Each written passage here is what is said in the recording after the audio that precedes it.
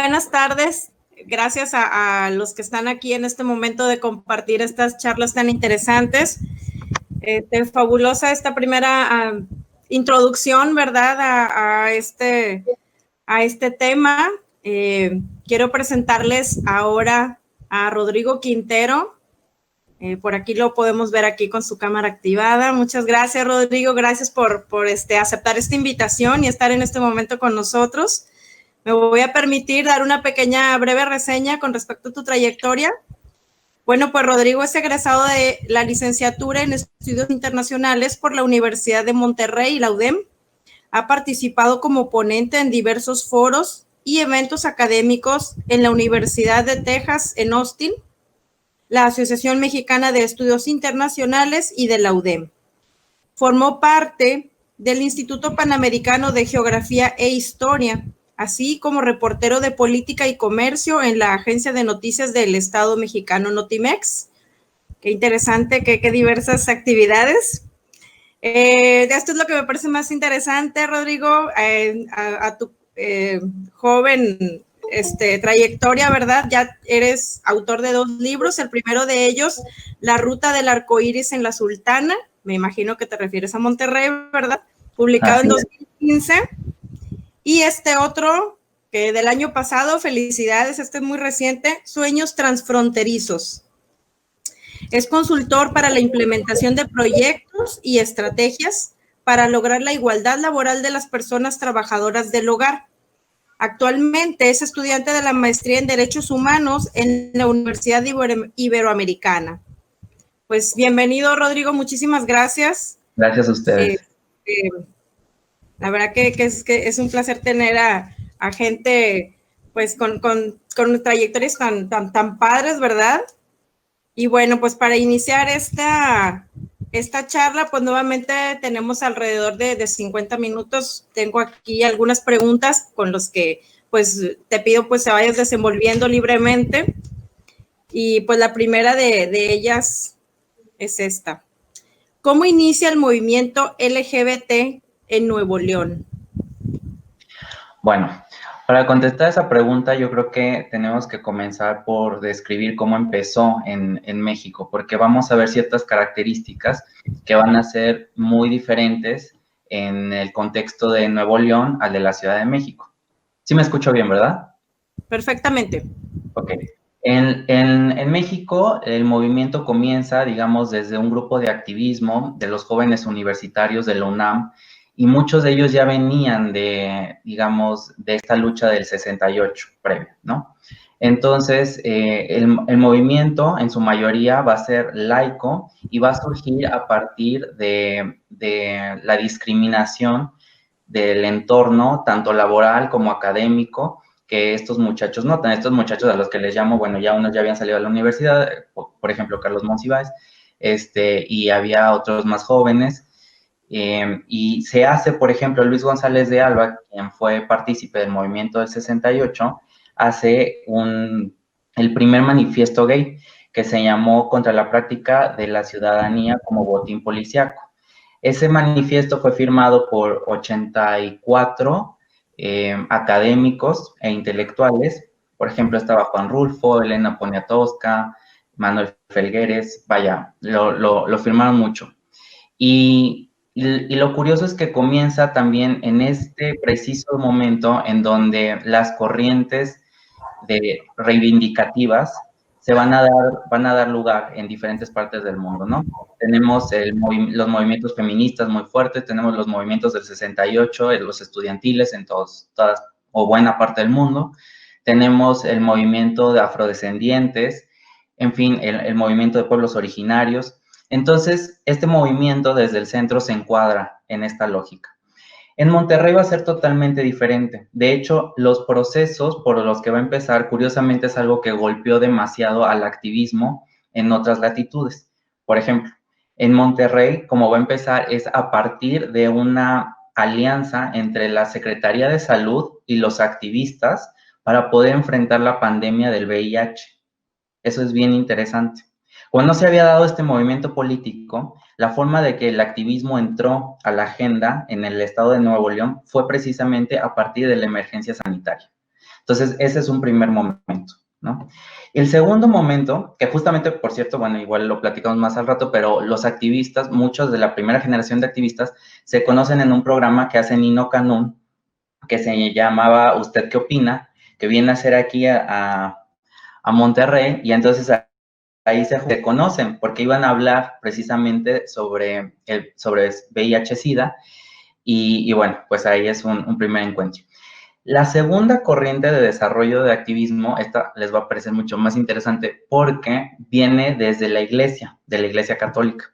Entonces, había un grupo que se juntaban en una iglesia que se llama Del Roble, y el padre Francisco Hinojosa les dio entrada a poder platicar sobre esta temática, sobre cómo se sentían. Primero eran como grupos pequeños, ¿no? Y pues todos tenían una, digamos, como relación, como hilo conductor, el que eran católicos y querían seguir profesando su religión. Y en ese sentido, pues lamentablemente no encontraban esta apertura en muchísimas de las iglesias de la ciudad, ¿no? Entonces, esa en específico les dio el lugar, les dio el espacio, y de ahí se empezaron a conocer, hicieron un primer grupo que se llamó Integridad AC, y curiosamente van a desarrollar, con ayuda del padre Paco, una línea telefónica en donde sobre todo hombres homosexuales, podían llamar para contar, pues, toda esta problemática que tenían, porque traían una doble vida, porque, en fin, se sentían inseguros, rechazados por la familia y todo eso.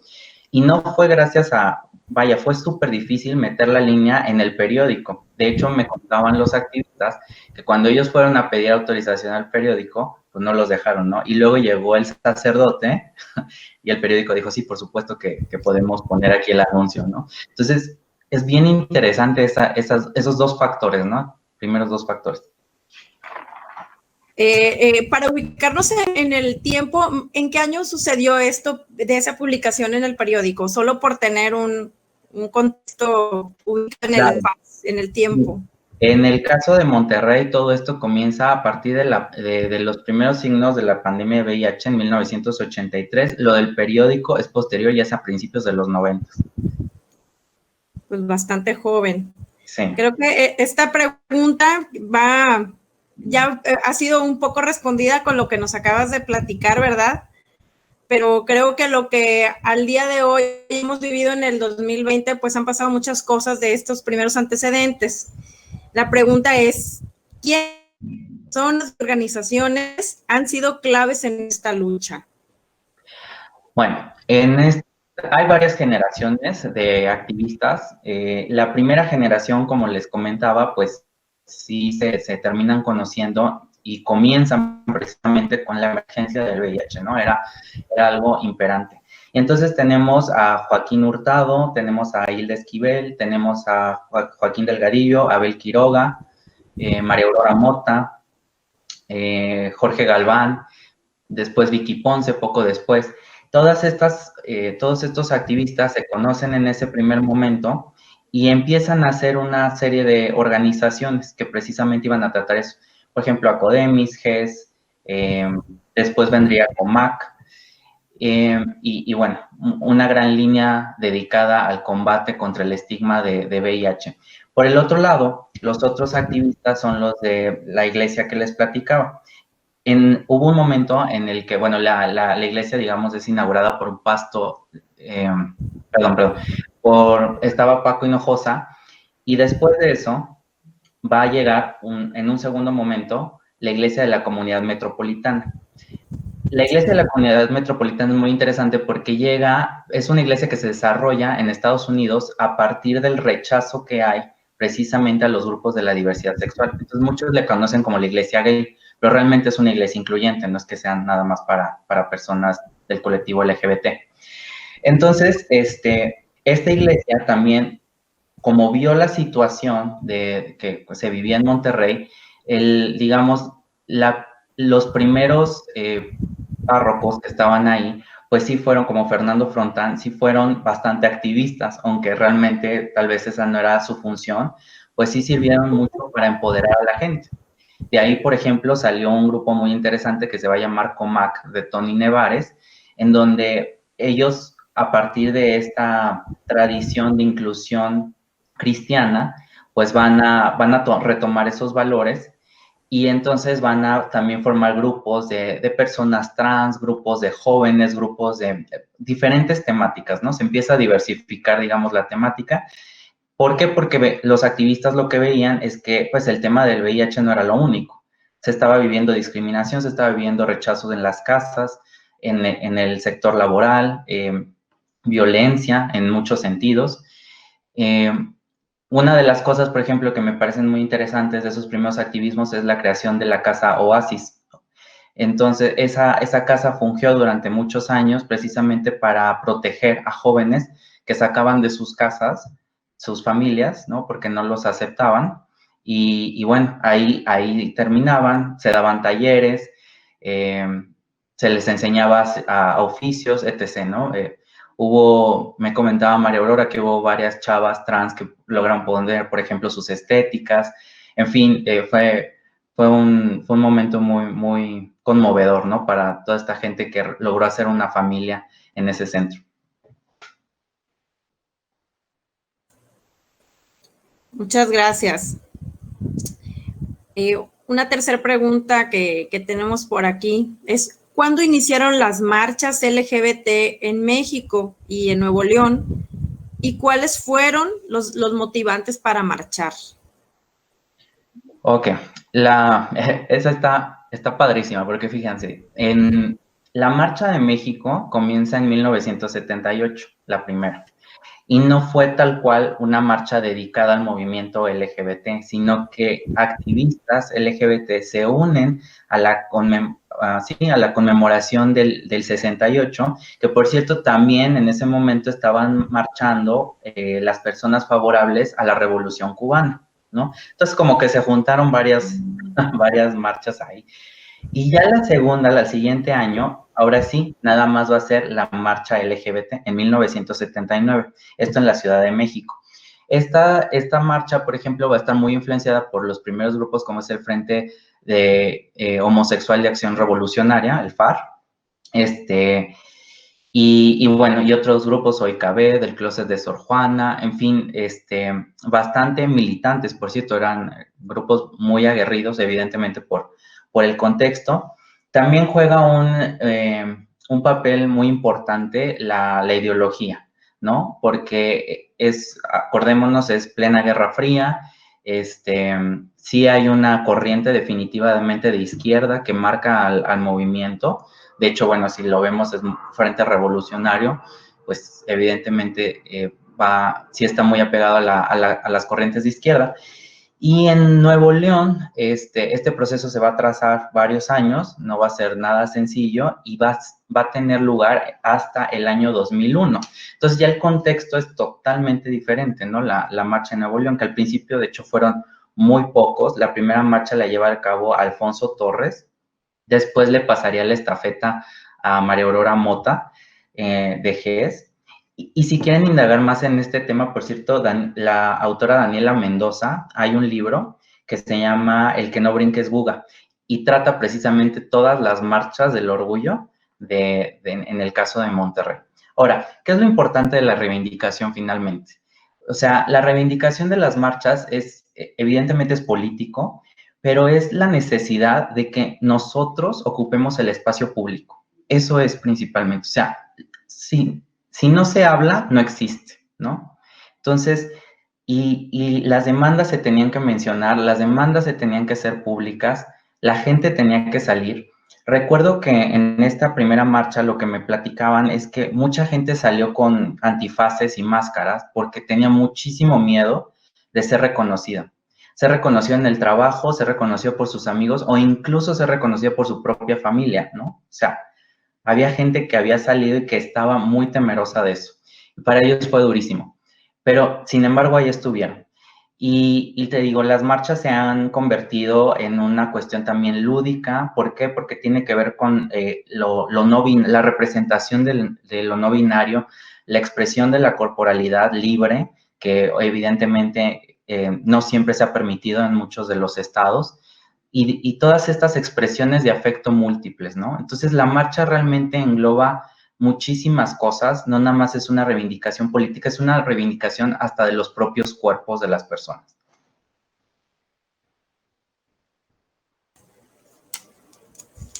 Qué interesante, qué interesante. Y en tu perspectiva, ¿sirve de algo marchar?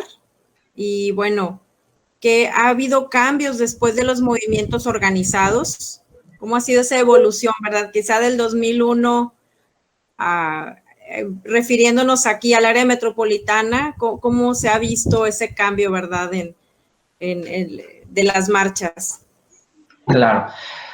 Bueno, yo sí creo que es muy importante marchar porque finalmente se ejerce una presión que viene desde la ciudadanía. Eso es lo importante. Empoderas a la ciudadanía, creas nexos finalmente y además hay propuestas, ¿no? Tal vez se pueden ver como propuestas al aire, pero y esto es muy importante saberlo.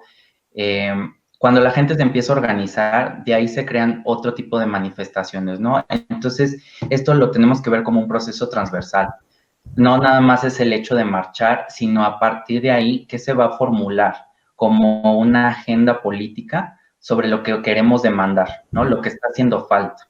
Entonces, es un buen momento, digamos, para la organización colectiva, para que mucha gente que tal vez no esté involucrada en este tipo de temáticas, de repente diga, oye, pues a mí me interesa lo del tema trans, o yo quiero apostar al matrimonio igualitario, igualdad de oportunidades en las áreas laborales, en fin. Entonces, eso es lo que, digamos, traen las marchas, ¿no? Y en esta diversificación, precisamente, en Monterrey lo que ha visto es el crecimiento, por ejemplo, de grupos estudiantiles de diversidad, ¿no? Tenemos ya grupos en la UDEM, en el TEC, en la Universidad Autónoma. Las temáticas se han ampliado muchísimo. Hemos tenido, por ejemplo, los casos de la lesmo-maternidad, perdón, y la homoparentalidad, ¿no? En el caso de Pepe y Alex, que han sido muy vocales y excelentes activistas en esto. Ana y Cris, que lo fueron con las madres.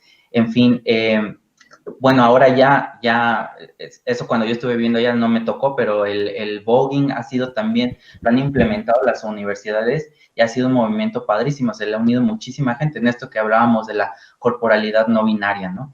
Entonces... ¿A qué te refieres con ese movimiento? No el voguing es esta práctica de danza, digamos, okay. No sé si la has visto, de chicos que usan tacones y luego hacen alguna especie de acrobacia en el piso. Okay. Ahí está padrísimo, ahí se los recomiendo mucho. Y bueno, todas estas formas de expresión, ¿no? Entonces, a partir de eso, como te digo, se crean agendas y entonces ya van viendo precisamente, bueno, con quién vamos a interactuar. A mí me interesa la parte educativa, ¿no? Como Cresex, por ejemplo, de Carlito Urriola, siempre ha apostado por la parte educativa. Vamos a actuar con las instituciones públicas, pero también con las privadas. Vamos a ver qué podemos lograr con la SEP, ¿no? El movimiento trans, por ejemplo, cómo ha, digamos, direccionado su agenda con el INE, que es muy importante, ¿no? La aceptación a partir del reconocimiento jurídico de las personas. Entonces, de ahí se empieza a hacer todas estas subdivisiones que son muy importantes, porque finalmente la diversidad pues está en todos los campos. Muchas gracias. Y yo creo que va de la mano a esta próxima pregunta que tengo aquí, pero creo que es el hermanito mayor, ¿verdad? El que ya tomó fuerza, del cual también se ha dado importancia a otras injusticias que hay en la sociedad y que se ve el movimiento LGBT como ese hermano mayor que ya maduró, que ya se fortaleció y que te estira la mano, ¿verdad? Y que te dice, oye, por aquí sí se puede, habla de ello y exprésate, ¿verdad? Que es da un mensaje muy poderoso, ¿verdad? A toda la sociedad, ¿verdad? Y nos lleva a esta próxima pregunta que dice, ¿qué otros movimientos han sucedido a la par de las marchas? Bueno, los movimientos hermanos, digamos, los hemos tenido históricamente, ¿no? Por ejemplo, el movimiento feminista, que es muchísimo más antiguo históricamente hablando. Y como te digo, hay ciertos contextos como por ejemplo ocurrió a finales de los 60, en donde pues varios movimientos surgían, ¿no? El movimiento afro estaba fuertísimo, el movimiento feminista también, pero también el de los migrantes, el de los latinos, sobre todo el campesinado en Estados Unidos, ¿no? Entonces, todos esos movimientos se hicieron presentes justamente cuando, bueno, empieza a partir de Stonewall todo lo que significa pues las marchas y la reivindicación del movimiento de diversidad sexual.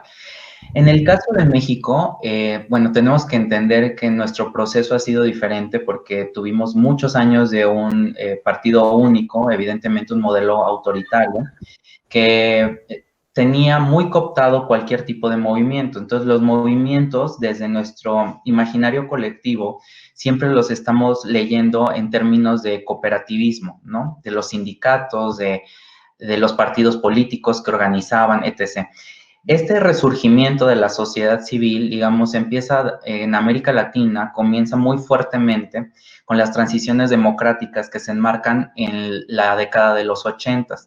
No obstante, nuestra transición, que depende del autor que ocupemos, pero digamos que una fecha certera podría ser el año 2000. Entonces, a partir del cambio, sí vamos a notar un efecto muy positivo en la creación de políticas públicas que ya venían manejando ciertos movimientos. Por ejemplo, hay que reconocerle mucho al movimiento de desaparecidos y de las madres de los desaparecidos, pues la creación de la Comisión de los Derechos Humanos, ¿no? El movimiento de activistas e intelectuales que contribuyeron precisamente para que se creara el INE, bueno, el IFE anteriormente. En ese sentido, también había un grupo que estudió precisamente todo este proceso de discriminación e incluso hubo un candidato que lo llevó a la palestra pública en el año 2000, que fue don Gilberto Rincón Gallardo. Gracias a él y a muchas otras personas que colaboraron de este movimiento, pues se logró crear la Ley Federal para Prevenir la Discriminación, aunque él no ganó, evidentemente, la presidencia, pero se logró crear esta ley y se logró crear un órgano importantísimo que es el Consejo Nacional para Prevenir la Discriminación. De ahí han surgido muchos estudios y son muy interesantes y se pueden dar una vuelta por la página porque precisamente habla con gran claridad cuáles son los grupos en estado de vulnerabilidad. Y todos esos grupos en estado de vulnerabilidad realmente son nuestros aliados en la lucha. Y yo les diría que nosotros jugamos un papel indispensable, porque como la diversidad sexual está en todo, no puede haber grupos de migrantes sin diversidad sexual, de trabajadoras del hogar sin diversidad sexual, de mujeres, de niños, de personas con discapacidad. Vaya, es algo que nos compete en todos los ámbitos. Gracias. Aquí Emanuel nos deja un comentario que nos comenta que hay un colectivo que se llama Demoliendo el Género. Lo conoces, Rodrigo, y bueno, por aquí hay felicitaciones para ti, ¿verdad? Por tu manera y tus conocimientos, cómo los expresas. Nina nos pone un comentario: excelente ponente, habla con mucho conocimiento, felicidades. Gracias, Nina. ¿Conoces el colectivo Demoliendo el Género? La verdad lo conozco poco, ojalá y nos pudiera ayudar más con eso, porque ya no me tocó conocerlos directamente.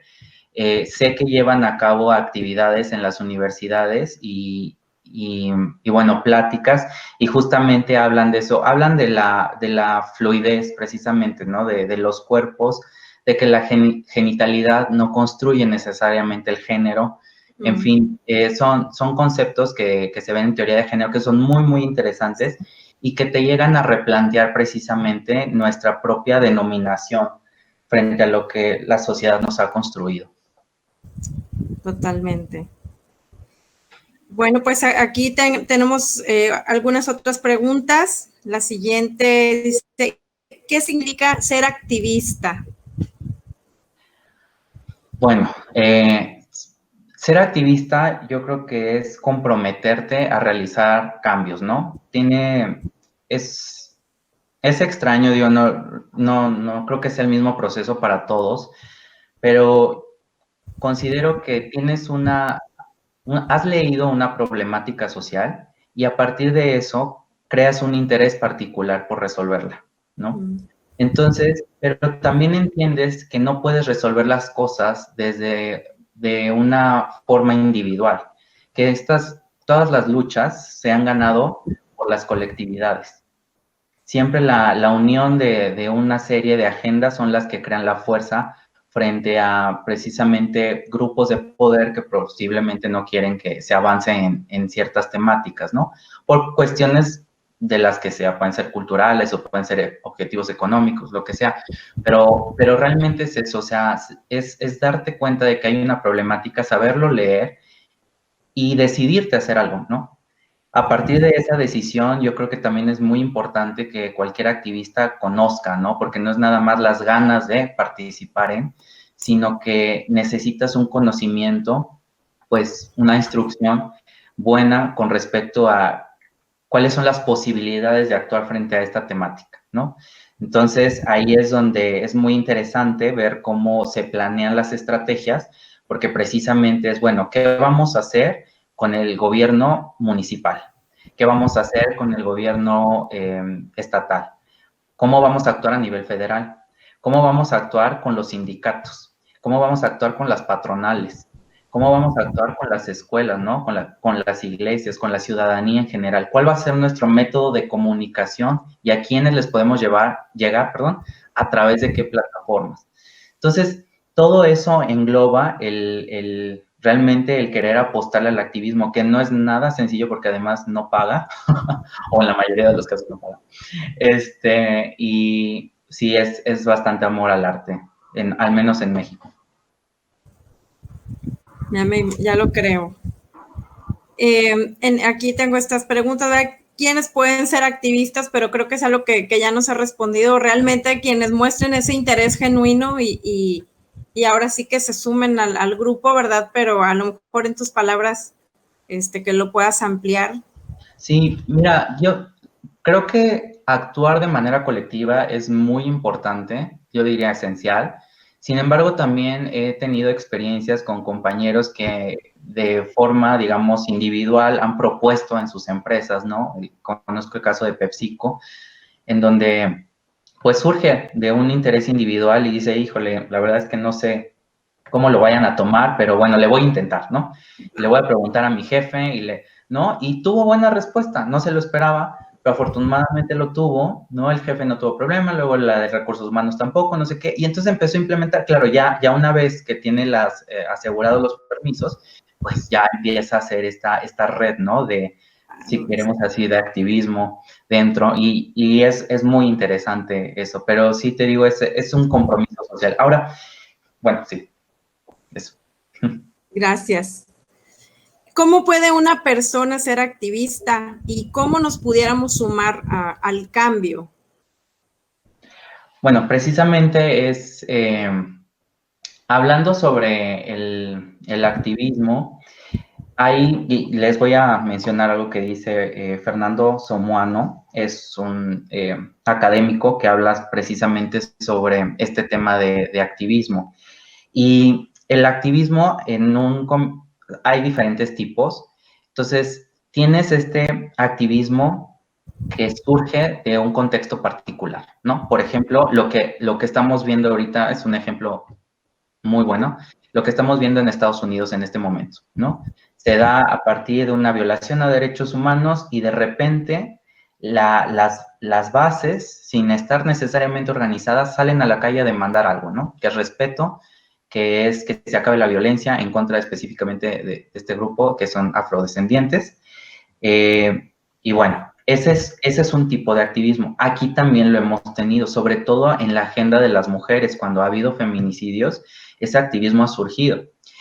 Hay otros tipos de activismo que son más, digamos, pasan por la legalidad, ¿no? Que serían las organizaciones no gubernamentales, que ya no las llamamos así, las llamamos organizaciones de la sociedad civil, pero todas las que son denominaciones AC ya pasaron por un proceso en donde el Estado les dio el permiso para hacer organizaciones.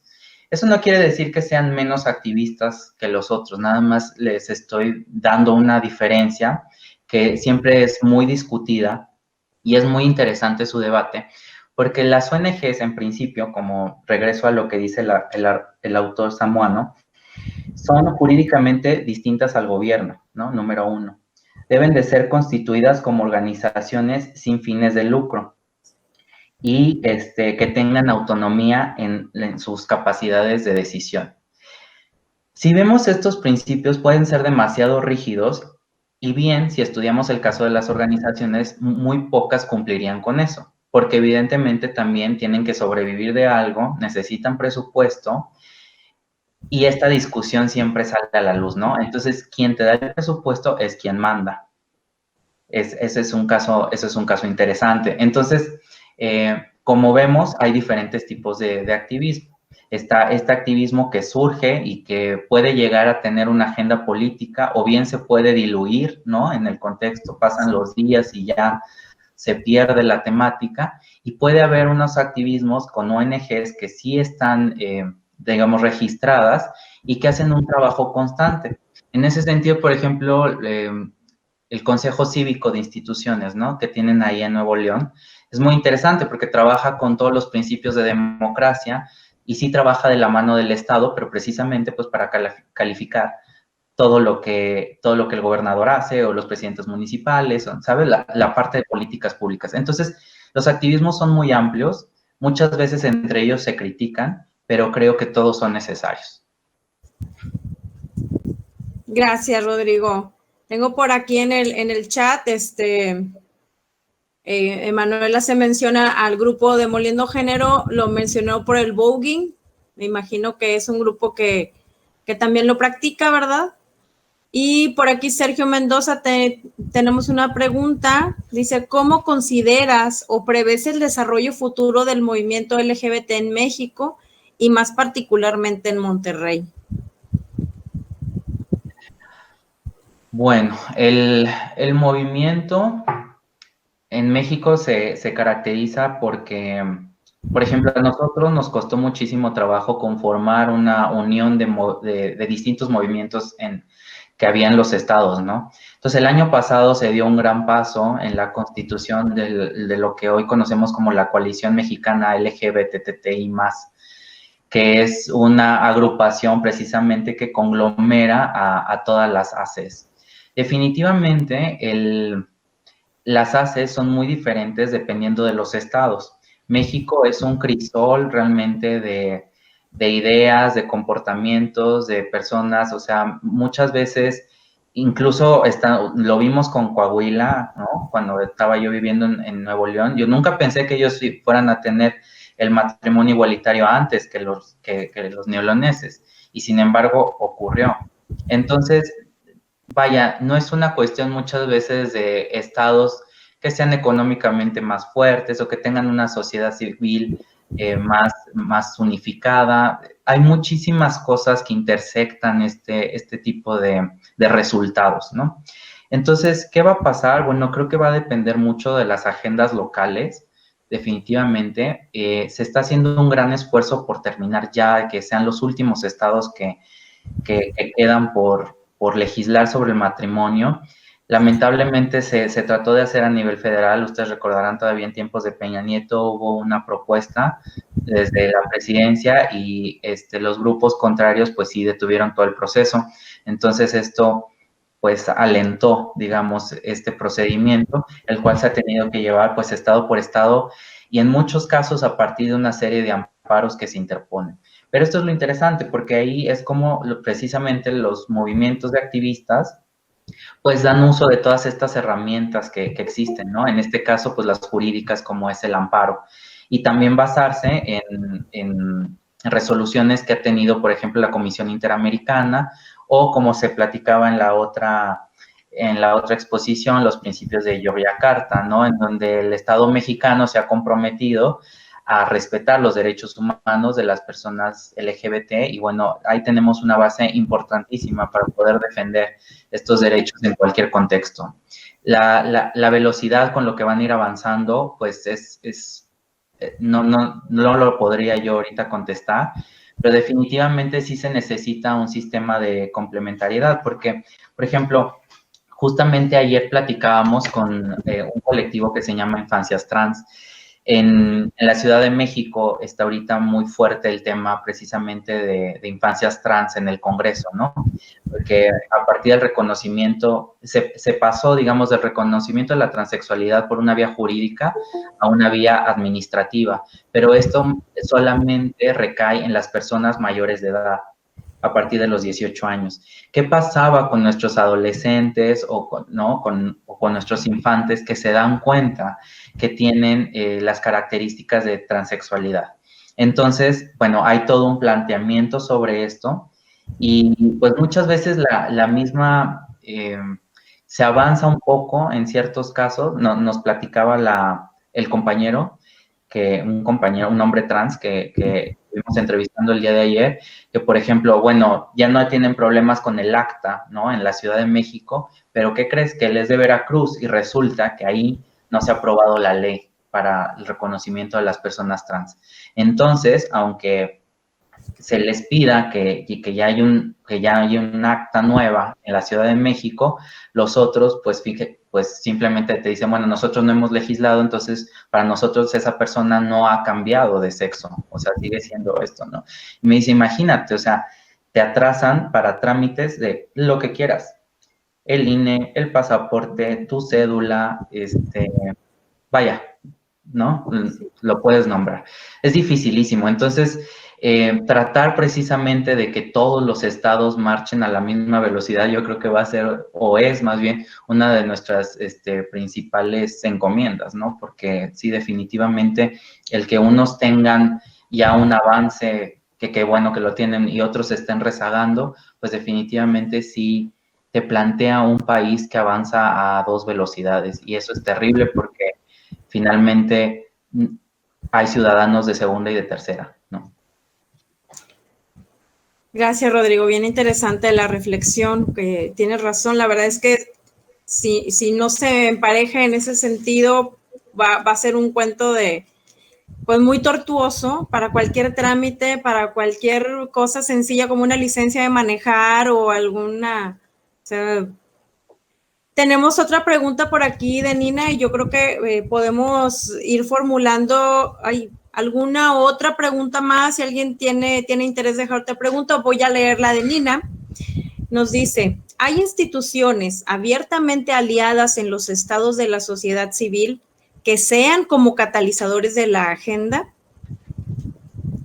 ¿Hay instituciones abiertamente aliadas en los estados de la sociedad civil que sean catalizadoras de la agenda? Pero digamos, aliados desde la parte institucional del gobierno, ¿a eso se referirá? Yo pensaría que sí. Sí. Okay. Sí, definitivamente. Por ejemplo, bueno, de entrada, el Consejo Nacional para Prevenir la Discriminación ha sido el gran aliado en esta lucha desde su creación, ¿no? A principios de la década del 2000. La otra, evidentemente, la Comisión Nacional de Derechos Humanos. Todos ellos tienen de hecho, que bueno, que me acuerdan porque aquí les tengo, si están interesados en un estudio, el informe especial sobre la situación de los derechos humanos de las personas LGBTI, ese es un informe que sacó la Comisión Nacional de Derechos Humanos. Y es buenísimo porque sale desglosado precisamente las recomendaciones secretaría por secretaría e institución, al Congreso local, a los congresos locales, al Congreso Federal, al Senado, a las diferentes secretarías que hay, qué es lo que deben de sacar adelante como agenda prioritaria para lograr, ¿no?, estos niveles de bienestar en la población, de la diversidad sexual. Entonces, esos dos serían importantísimos, pero también ya tenemos muchas otras instituciones que nos están apoyando. Por ejemplo, Secretaría de Turismo tiene programas muy interesantes precisamente y tiene programas de hermanamiento de ciudades amigables, se llama, ¿no? Entonces, por ejemplo, si Barcelona es una ciudad en donde se registra un nivel bajo de homicidio, de homicidios por causa de odio y discriminación, y también Vallarta, y cumplen con requisitos porque los dos tienen hoteles LGBT friendly que le llaman, y tienen políticas de inclusión y etc. Entonces hacen hermanamientos entre ciudades, ¿no? Este es un programa de Secretaría de Turismo que es muy interesante. Secretaría de Cultura ha estado desarrollando programas bueno, de hecho, se acordarán que hubo una exposición en Bellas Artes que fue muy criticada precisamente de un Zapata, ¿no? Que salía en tacones y todo eso, y fue precisamente, eso fue propuesto por el INVAL, ¿no? Y la Secretaría de Cultura.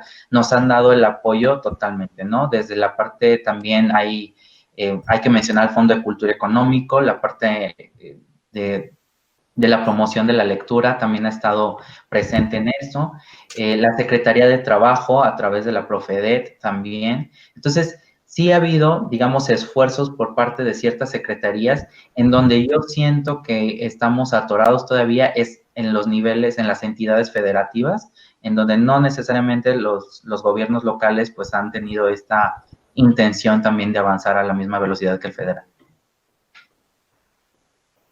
Muchísimas gracias, Rodrigo. Que completas tus respuestas y yo creo que todos aquí estamos bastante complacidos con el nivel de profundidad que fuiste tocando cada punto. ¿Alguien tiene interés de hacer una última preguntita?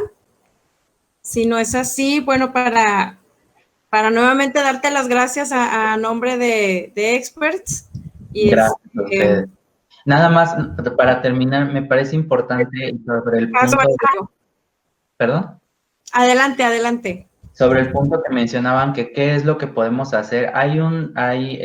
Está el convenio 190 de la OIT, que todavía el Senado no ratifica. México ya lo firmó. Este convenio habla sobre la violencia y acoso en los lugares de trabajo, tanto formales como informales. Es bien importante que tal vez nos podamos unir para que esto lo firme el Senado y que próximamente, entonces, la Secretaría de Trabajo sería la encargada en implementar estructuras precisamente que se fijen en dar cumplimiento a que no haya este tipo de violencias dentro de los ámbitos laborales. Con eso terminaré. Muchas gracias, Rodrigo.